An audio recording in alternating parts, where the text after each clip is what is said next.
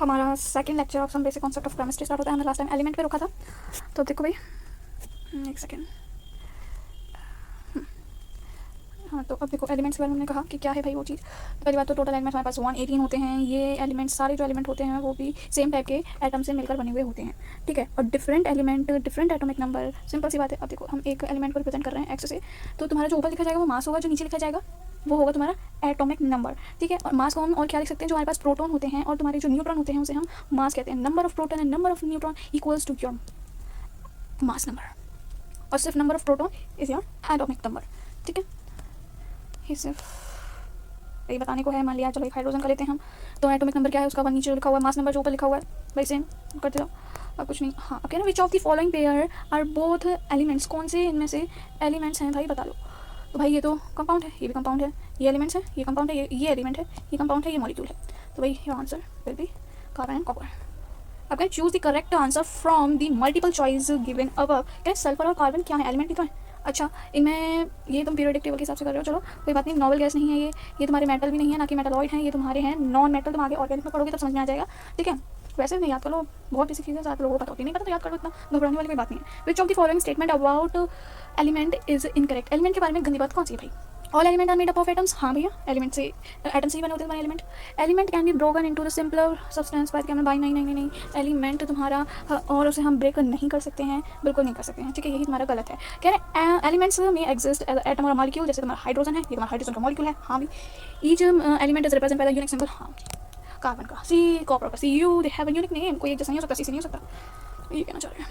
यानी कंपाउंड क्या होते हैं, atoms of a different element chemically combined in the fix ratio. एक चीज़ पे एम्फसाइज कर रही हो, तो ये केमिकली कंबाइन होते हैं, केमिकली फिजिकली नहीं, और ये फिक्स रेशियो में होते हैं। कोई ऐसे वैसे रेशियो में नहीं, फिक्स रेशियो में है कि एम ही मिला दिया, हमें पता नहीं किस रेशियो में ना, फिक्स रेशियो में होते हैं ये। जैसे कि एग्जांपल है हमारा HCl CO2। अब इसमें एक बात है कि कह रहे हैं compound properties differ as compare to its elements. भाई एक बात बताओ, जब हम NaCl को मिला के नमक बनाते हैं, ये खाने की चीज़ हो जाती है, जबकि Na तुम्हारा एक हाईली फ्लेमेबल है, वाटर में जाके कितनी जल्दी ब्लास्ट करता है वो। एंड सेम विद क्लोरीन, ये यूज़ करा था हमने as a weapon world war में। सोच रहे हो कितनी खतरनाक चीज़ें बना के कहते हैं भाई नमक बना दिया, नेट प्यारा था। हाँ, देखो भाई, अब कहने विच of the following is compound, कौन सा इनमें से कंपाउंड है। ये तो तुम्हारा यार मॉलिक्यूल है, ये भी तुम्हारा मॉलिक्यूल है O2H2, ये नाइट्रोजन गैस भी N2 तुम्हारा मॉलिक्यूल है। ये तुम्हारा दो डिफरेंट एलिमेंट से बना हुआ है, प्लस ये तुम्हारा फिक्स्ड रेशियो में है, केमिकल कंबाइन है, तो तुम्हारा क्या है एलिमेंट, सॉरी कंपाउंड है। अब कह रहे हैं item of a different kind, different combine to form a molecule, different kind to form a molecule, that is your. भाई एलिमेंट में तो कुछ डिफरेंट काइंड मिलता ही नहीं, मिक्सचर में तो तुम्हारा different kind of item form a molecule, mixture में तो कोई वही नहीं होता ना, तो ये तुम्हारा आंसर नहीं होगा। सोचो कि डिफरेंट काइंड ऑफ उसमें मॉलिक्यूल पर हमें फॉर्म में मॉलिक्यूल बना रहे हैं, तो फिक्स रेशियो ही होगा, तो इसलिए हम कह रहे हैं ये एज अ कंपाउंड हम कंसिडर कर रहे हैं। क्या compound use to common salt है भाई ऐसे यार। अब which of the following statement is incorrect, इनमें से कौन सा इनकरेक्ट है। स्टेटमेंट यानी कि एक मॉलिक्यूल है जो कि a molecule of a compound has atom of a different element. हाँ, डिफरेंट एलिमेंट हो सकते हैं, जैसे हम बता दें CO2 O और C दोनों डिफरेंट एलिमेंट अलग अलग हैं, हाँ बन सकता है। क्या है फिर एक compound can not be separated into its substituent element by the physical method. हाँ जी, ऐसे नहीं कर सकते हम, फिजिकली सेपरेट करके केमिकली करना पड़ेगा। एक कंपाउंड है रिटेन करते same physical quantity as a substituent. नहीं भाई, तुम्हारे जो कॉन्स्टिट्यूएंट एलिमेंट्स है, जो हमने NaCl वाला एग्जांपल बताया था, थोड़ी उस अपने उससे कंपाउंड से सेम प्रॉपर्टीज वगैरह था नहीं ना। क्या है ratio of the atom of a different element in the compound is fixed. हाँ बता रही थी मैं। अरे भागो मत, ये वाला हो गया नहीं, ये वाला नहीं हुआ। हाँ, क्या number of element is limited but the number of compound is unlimited. हाँ जी, तुम्हारे 118 तुम्हारे एलिमेंट हैं, लेकिन इनको मिला के हम कितने प्रकार के बना सकते हैं compound.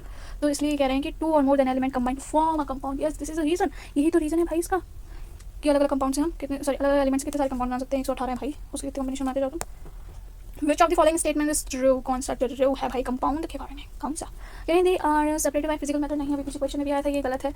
They are form by the physical mixing. नहीं, ये मैंने बता रही थी, एम्फसाइज कर रही थी, केमिकल मिक्सिंग से होते हैं, केमिकल कॉम्बिनेशन होता है, फिजिकल नहीं होता। They have a variable composition. नहीं भाई, ये फिक्स्ड रेशियो में होते हैं। They are composed of the element in the fixed ratio. सही बात है। अब हम बात कर रहे हैं atoms and subatomic particles के बारे में। तो पहली बात, the smallest particle of an element which may have independent existence. जिसके पास इंडिपेंडेंट मतलब कि तुम बताओ, तुम्हारा जो O2 है वो इंडिपेंडेंटली एग्जिस्ट नहीं करता, पर He हीलियम वो इंडिपेंडेंटली एग्जिस्ट करता है, सिंगल। इसके तो दो मॉलिक्यूल हैं। अब यही देखो, इस चीज़ को जिसको समझ नहीं आया तो देखो, कह रहे हैं कि एक एलिमेंट ले लिया हमने हाइड्रोजन, ठीक है, हाइड्रोजन ले लिया, इसकी इंडिपेंडेंस एग्जिस्टेंस है नहीं, क्योंकि वो H2 के फॉर्म में पाया जाता है, H2 के फॉर्म में पाई चल जा, इसलिए इसकी इंडिपेंडेंस एग्जिस्टेंस नहीं है। हीलियम तुम्हारा पाया जाता है, as I told you. Chlorine नहीं पाया जाता है, H2 के फॉर्म में, ये भी पाया जाता है, ये तुम्हारा भी H2 के फॉर्म में पाया जाता है, ये भी इंडिपेंडेंट, इसकी एग्जिस्टेंस नहीं होती। सल्फर तुम्हारा S8 के फॉर्म में पाया जाता है, फॉस्फोरस तुम्हारा P4 के फॉर्म में पाया जाता है, इसलिए इसकी भी कोई इंडिपेंडेंस एग्जिस्टेंस नहीं होती है। हाँ, ऑर्गन की होती है। समा तुम्हारी जो भी इनर्ट गैसेज हैं 18 ग्रुप वाली, वो तुम्हारी सब इंडिपेंडेंटली एग्जिस्ट करती हैं। सोडियम तुम्हारा, सोडियम वो पाया जाता है Na के फॉर्म में तो पाया जाता है ना। और अब हमने बात कर ली थी, पहले बता दिए थे सिंबल, ये तुम्हारा एक एलिमेंट का है जो कि Z हमारा रिप्रेजेंट कर रहा है, नीचे वाला एटॉमिक नंबर और ऊपर वाला तुम्हारा एटॉमिक मास है। ठीक है, मास हमारा नंबर ऑफ प्रोटॉन होता है और नंबर ऑफ न्यूट्रॉन होता है प्लस करके। और तुम्हें निकालना है कि न्यूट्रॉन कैसे निकालते हो भाई, सिंपल सी बात लग रही है तुम्हारा प्रोटॉन इक्वल है एटॉमिक मास के, और एटॉमिक मास के ही सॉरी एटॉमिक नंबर के, माय मिस्टेक। तो तुम और हम कहते हैं कि इलेक्ट्रॉन भी तुम्हारा एटॉमिक नंबर के ही इक्वल होता है जब तक कोई एनायन ना बन जाए, है ना। फिर तो जिसने प्लस करा भी आगे देखेंगे। और तुम्हारा जो न्यूट्रॉन होता है तुम अपने उसमें से नंबर में से माइनस कर दो, मास से माइनस कर दो नंबर का, है ना, मास से माइनस कर दो, ये लिखा हुआ है, मास से माइनस कर दो एटॉमिक नंबर का, तो तुम्हारे पास आ जाएगा नंबर ऑफ न्यूट्रॉन। अब इसमें एग्जांपल के थ्रू बताया जाए तो भाई बताओ number of proton, electron and neutron क्या क्या है। लिथियम तुम्हारा एग्जांपल है, तो प्रोटॉन बताया था नंबर होता है एटॉमिक नंबर के, तो नीचे वाला लिख दो सब, नीचे वाला, इसका भी नीचे वाला, इसका भी नीचे वाला।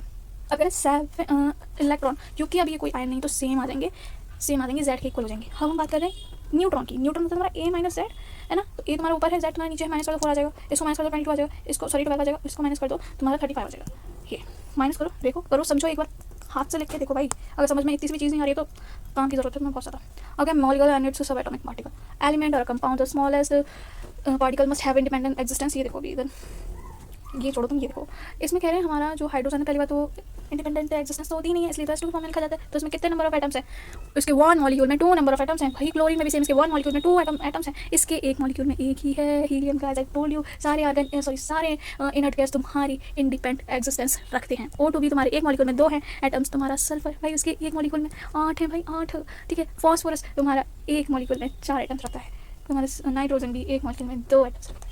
इधर एक इंपॉर्टेंट चीज़ तुम्हारे आगे काम आती है, that is atomicity. What is this, कितने नंबर ऑफ मॉलिक्यूल, कितने नंबर ऑफ एटम हैं तुम्हारे एक मॉलिक्यूल में, ये सब जो बता रखे हैं ना, ये इसकी एटोमिसिटी है। 2 is atomicity of hydrogen gas, same 2 is the atomicity of your chlorine gas, 1 atomicity of your helium gas है। तुम इधर सब देखते जाओ आगे। तो अब इधर जैसे कोई कंपाउंड दे दें भाई, कितने ये 2 हैं, ये कितने 6 हैं, प्लस करते जाओ ना, कितने मॉलिक्यूल्स कितने एलिमेंट्स हैं, ये कितने 6 हैं, इसको प्लस करो 6 से 24 हो जाएगा, प्लस करते जाओ ना। इसका देख लो, नहीं समझ में आया तो फ्रक्टोज ग्लूकोज एक ही बात है, इधर देख लो फ्रक्टोज ग्लूकोज। तुम्हारा ग्लूकोज में कितने हैं, फ्रक्टोज में C6H12O6। एक molecule of fructose has 6 atoms of carbon, 12 atoms of hydrogen and 6 atoms of oxygen, and the total sum of these is 24। वही एलिमेंट ऑफ कंपाउंड के बारे में बताया गया है, वो जो बता दिया गया है। अब नंबर ऑफ प्रोटॉन, इलेक्ट्रॉन, ये तो हमने सब बता ही दी है। अगर किसी उसमें देखना है तो मैं एलिमेंट में हम देख चुके हैं कि कैसे निकालते हैं प्रोटॉन, न्यूट्रॉन और इलेक्ट्रॉन। हम अगर किसी कंपाउंड के बारे में बात करते हैं, इधर जैसे लिखा हुआ है C3O2। अब तुम इसमें तुम्हें कितने दिख रहे हैं, 3 दिख रहे हैं ना, 3 है ना। अब इस 3 को जो इसका हमें क्या निकालना है, इसमें तुम्हारा प्रोटॉन निकालना है सॉरी। तो इसका जो एटॉमिक नंबर होता है वो होता है 6 इंटू 3 दैट इज 18। इसमें 2 से 8 इंटू 2 18 में 32 इज योर आंसर। एक मिनट मैंने कुछ गलती कर दी। 3 इंटू 6 8 इंटू 2 कोई प्लस माइनस इसमें, एक मिनट अच्छा 18 है, सॉरी मैंने 16 लगा दिया था। 16 प्लस 18 इज योर 34, ठीक है। अब अगर न्यूट्रॉन कैलकुलेट नहीं करने आ रही है तो देखो, जो तुम्हारा मास होता है, इट्स इक्वल्स टू जो तुम्हारा न्यूट्रॉन होता है वो मास के माइनस कर देते हैं हम Z से। तो ये तुम्हारा मास है, ये तुम्हारा नंबर है, मास को नंबर में से माइनस कर दोगे, वही तुम्हारे नंबर ऑफ न्यूट्रॉन आ जाते हैं। अब जितनी एटोमिसिटी है उससे मल्टीप्लाई कर दो, और जितने तुम्हारे पास एलिमेंट उन सबको प्लस कर दो, आ जाएगा आंसर। अब कह रहे number of proton, electron and neutron के बारे में बता दो यार हमको, क्या कैसे है। तो तुम्हारा जो उसमें पहले कार्बन मोनोऑक्साइड रखी है, देन मीथेन, देन दिस। तो अब इनके ऊपर तुम सब निकाल डालो। कैसे निकालने मैंने बताइए भाई, इनके कितना इसका नंबर, एक ही दे रखा है इसलिए मल्टीप्लाई कर दो 6, और फिर ये एक दे रखा है, 8 से मल्टीप्लाई कर दो उसका मास। अब देखो इसको तो 1 से मल्टीप्लाई करेंगे 6 से, अब देखो ये 4 है और इसका होता है 1 और है 4, तो इसलिए मल्टीप्लाई कर दिया, प्लस कर दिया। ऐसे करते जाओ। हम देखते हैं इलेक्ट्रॉन प्रोटॉन सेम होंगे। अब न्यूट्रॉन के बारे में देखो, क्योंकि ये एक ही है। अब देखो कुछ अनफॉर्चुनेटली सारे सेम ही आ रहे हैं। ये वाला देख लो, क्या है तुम्हारा कैल्शियम का एटॉमिक नंबर 20, एक ही है इसलिए 1 से मल्टीप्लाई करा। देन कार्बन एक ही है, 1 से मल्टीप्लाई करा, 6 होता है ना स्टार्ट में। और ये तुम्हारा जो ऑक्सीजन है उसका एटॉमिक नंबर होता है 8 और 3 है, तो इसलिए 3 से मल्टीप्लाई करो, सबका प्लस कर दिया। तो पूरे कंपाउंड में कितने न्यूट्रॉन हैं, 50। अगर विच ऑफ द फॉलोइंग में contain one proton and one neutron, एक इलेक्ट्रॉन सॉरी एक प्रोटॉन और एक न्यूट्रॉन। तो इसमें से तुम पहली बात तो प्रोटॉन चाहिए, ये तो दिख के ही भाग गया भाई, इसमें है ही नहीं। अब देखो ये जो दे रखा है इसमें है 1 1। अब तुम्हें हमें चाहिए प्रोटॉन, प्रोटॉन होता है इसमें से इसको माइनस कर दो, इसमें से इसको माइनस कर दो, तो इसका तो 2 आ गया, इसका 1 आ गया, ये आंसर हो गया। हमें कहीं 1 प्रोटॉन एंड 1 न्यूट्रॉन।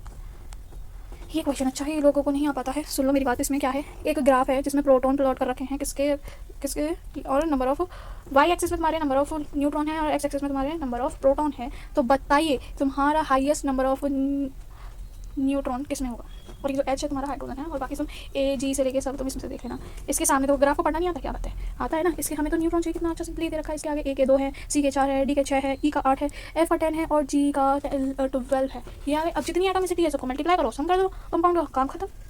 ये देखो इस वाला आंसर है, तो इसी को देख लो। एक डी है, डी में कितने न्यूट्रॉन है, डी वाला तो ये 6, और ये देखो 6, क्योंकि एक है तो एक से मल्टीप्लाई कर दिया प्लस। अब देखो ई ई ई ई ई ये रहा ई 8 है, ई कितने हैं 2 है, 2 से मल्टीप्लाई करो प्लस 22, सबसे ज़्यादा हाईएस्ट इसमें आता है, इसलिए आंसर ही हो जाएगा। बाकी की तुम खुद करना जिससे तुम्हारा नॉलेज बढ़े। एंड अब कह रहा है सी ओ और सी कैपिटल ओ, तो ये तुम्हारा हो जाएगा atom of element is cobalt. और अच्छा एक बंदे ने पूछा था कि ये वाला ऑप्शन क्यों हो सकता है भाई, ये कंपाउंड है, ये एक मॉलिक्यूल है, तो इसलिए ये सॉरी इसलिए कार्बन मोनोऑक्साइड का ये कंपाउंड है, एटम थोड़ी है। ये तो सब हो गए तुम्हारे चोरी के लिए। अब कह रहे हैं आयंस क्या होते हैं, अगर कोई तुम्हारा एलिमेंट या कंपाउंड लॉस कर देता है, इलेक्ट्रॉन या गेन कर लेता है, तो उसे हम आयंस कहते हैं। अब आयंस 2 टाइप्स के होते हैं, कैटाइन एनायंस, जो लॉस कर देता है उसको हम कैटाइन कहते हैं, जो गेन कर लेता है वो एनायन कहते हैं। भाई एच में से एक हमने निकाल दिया, देखो बाहर प्रोडक्ट की साइड आया ना, तो इसलिए वो निकल गया। अब रिएक्टेंट की साइड लेके एक इलेक्ट्रॉन लेके वो नेगेटिव बन गया, ठीक है। Number of proton electron and neutron and ions, ions में कैसे करेंगे, जितना भी मॉलिक्यूल पे हमने जो भी पढ़ा है ना, कैसे करके हम वो निकालते हैं इलेक्ट्रॉन। देखो प्रोटॉन एंड न्यूट्रॉन तो सेम ही रहेंगे, वो अंदर का मामला है, न्यूक्लियस का मामला है, वो उसे नहीं छिड़ते किसको, इलेक्ट्रॉन, क्योंकि वो एक्साइट होते रहते हैं, जाते रहते हैं ऊपर नीचे आते रहते हैं इसी चक्कर में। तो जो तुमने जितने निकाला है या जितना पाया है, कैटायन में माइनस करेंगे जितने तुमने नंबर ऑफ इलेक्ट्रॉन गए हैं या आए हैं, ठीक है, माइनस करेंगे अगर कैटायन होगा, एनायन होगा क्योंकि बोलेगा चीज़ों को, तो उसे प्लस कर देंगे इलेक्ट्रॉन को। अब देखो question 5 the proton electron and neutron, इसमें प्रोटॉन तुम्हारे कितने होंगे, देखो भाई एक ये 4 मिनट लगेंगे, ये तो दिख गया। अब इसको माइनस कर देंगे कि देखो तुम्हारा हाइड्रोजन के पास कोई न्यूट्रॉन नहीं होता है, तो 1 - 1 कितना हो गया 0, और इसमें सिर्फ एक इसका आया, तो इसमें ज़्यादा होता है। अब देखो इलेक्ट्रॉन 11, अब इसने एक चार्ज क्या करा है, दे दिया है, देखो क्योंकि एक प्लस का आया है ना, दे दिया तो इसलिए हमने माइनस कर दिया। अब इधर नेगेटिव का होता है तो हम इधर प्लस कर देते, 10 आगे फिर 12 आता आंसर, ठीक है। क्या नंबर ऑफ इलेक्ट्रॉन इन, अब वही बात है, इसने एक दे दिया है ना, तो 18 हो जाएगा सारे। हाँ भाई सिंपल सी चीज़। अब क्या रहे हैं, अच्छा क्वेश्चन है, ये एक इलेक्ट्रॉन है जिसका नेट चार्ज है -1, एक एटम है जिसके पास नेट चार्ज है -1, एंड इसका जो इसके पास 18 इलेक्ट्रॉन है, इतने न्यूट्रॉन है, बताओ आइसोटोपिक सिंबल क्या होगा, 18 इलेक्ट्रॉन और माइनस का चार्ज कितना है। 18 इलेक्ट्रॉन किस लिए आए भाई, पहले इसके पास 17 होंगे तब जाके ये देखो इसके पास 17 होंगे, तो चलेगा भाई मेरे को ना गुस्सा आ गया। 18 होंगे, पहले 17 होंगे इसके पास, एक इसके पास आया प्लस इसने करा 1 है ना, तो जब जाके हो गया 18 इलेक्ट्रॉन्स ये वाले, तो पहले 17 होगा इस पर, सिंबल तो हम Z लिखते हैं ना, Z मतलब प्रोटॉन, तो कितने प्रोटॉन होंगे 17। और देखो 17 को प्लस करो 20 में, 18 को प्लस में कर देना, 17 को प्लस करना तो 37 हो जाएगा, माइनस का सिंबल भी लगाना है, ठीक है। And we are done, thank you.